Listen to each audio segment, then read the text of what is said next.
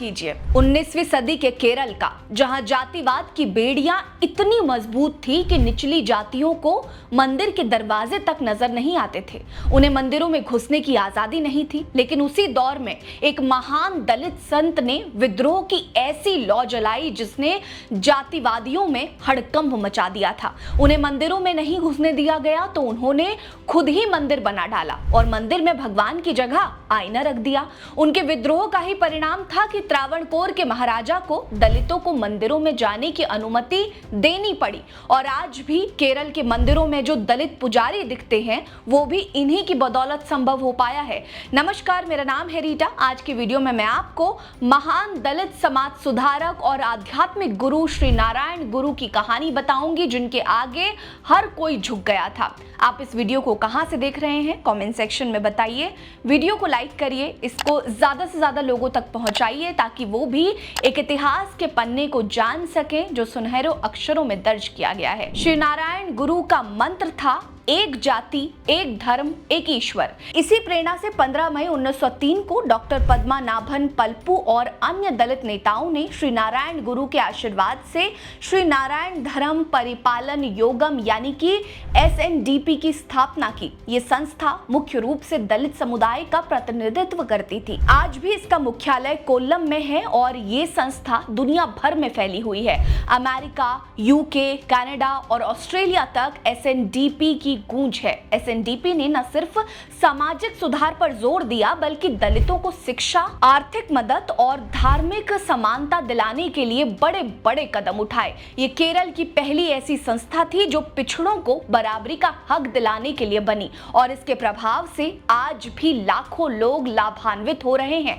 SNDP की स्थापना का सबसे बड़ा मकसद था वंचितों को समाज में बराबरी का स्थान दिलाना। श्री नारायण गुरु ने दलितों तक सरकारी सुविधाएं पहुंचाने, शिक्षा का अधिकार दिलाने और जातिगत भेदभाव मिटाने के लिए जी जान लगा दी थी। लेकिन उनके द्वारा उठाया गया सबसे बड़ा कदम मंदिरों में दलितों के प्रवेश के लिए किया गया आंदोलन था।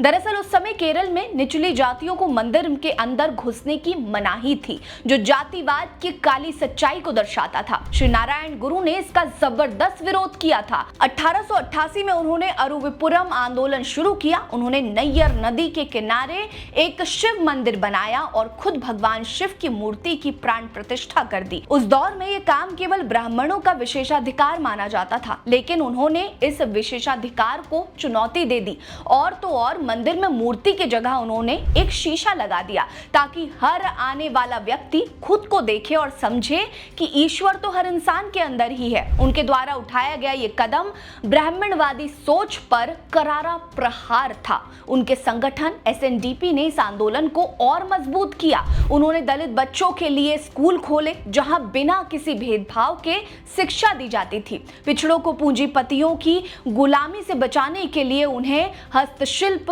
कृषि और व्यापार का प्रशिक्षण दिया गया।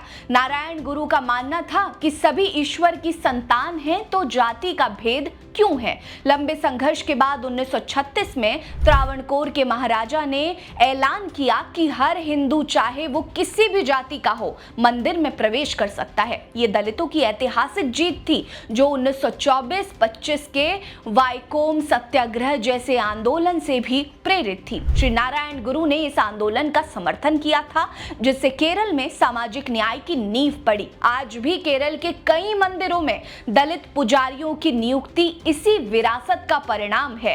अब बात करते हैं उस महान व्यक्तित्व श्री नारायण गुरु की जिनकी वजह से SNDP का जन्म हुआ। उनका जन्म 20 अगस्त 1856 को केरल के तिरुवनंतपुरम के पास चेम्पाजांथी गांव में मदन आसन और कुट्टियम्मा के घर हुआ था। वे खुद एझावा जाति से थे जो केरल में अवर्ण या कहें कि अछूत जाति के श्रेणी में आते थे। बचपन से ही नारायण गुरु का भक्ति और वैराग्य की ओर उनका झुकाव था। वो मंदिर से दूर बैठकर भजन सुनते और खुद भजन लिखा करते।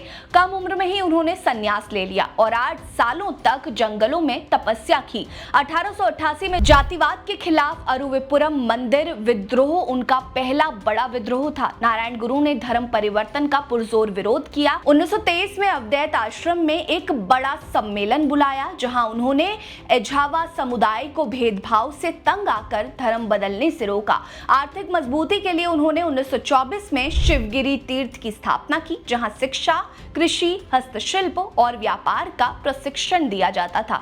उन्होंने एक संस्कृत विद्यालय भी बनाया। उनकी रचनाएं जैसे कि अद्वैत दीपिका, आत्मविलासम, देव दशकम और ब्रह्मा विद्या पंचकम आज भी सभी को प्रेरित करती है। रविंद्रनाथ टैगोर ने कहा था कि मैंने दुनिया घूमी, कई संतों से मिला, लेकिन श्री नारायण गुरु जैसा कोई नहीं मिला। 20 सितंबर 1928 को उनका देहांत हुआ, लेकिन उनकी पुण्यतिथि को केरल में श्री नारायण गुरु समाधि के रूप में मनाया जाता है। आपको बता दें कि श्री नारायण धर्म परिपालन योगम ने केरल में दलितों के लिए न सिर्फ मंदिर के दरवाजे खोले, बल्कि उन्हें समाज में सिर उठाकर जीने की ताकत दी। ये संस्था आज भी सक्रिय है और सामाजिक सुधारों के लिए काम कर रही है। श्री नारायण गुरु की विरासत ने केरल को जातिवाद से मुक्त करने में बड़ी भूमिका निभाई और आज दक्षिण भारत में दलितों की प्रगति इसी का फल है। नारायण गुरु की बदौलत ही केरल में दलित पुजारी बनना संभव हो पाया है। इस महान आत्मा और दलित संत पर आपकी क्या राय है? कमेंट सेक्शन में बताइए।